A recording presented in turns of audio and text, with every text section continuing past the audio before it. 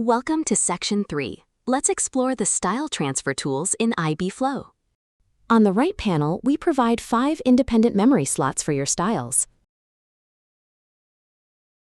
Select an object and click an empty slot to save its style to the 1st through 5th memory slots.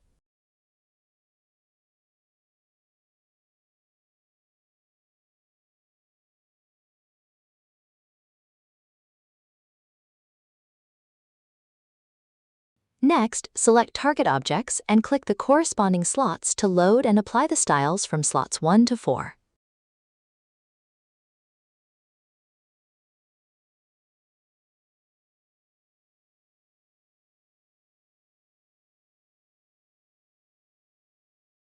Here is an advanced trick. Hold Shift and click slot 3 to append the new style without overwriting existing filters.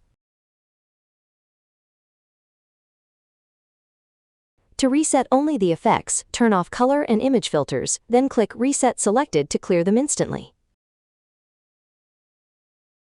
Finally, click slot 5 again, and the original style will be reapplied to the objects perfectly. Design flow simplified.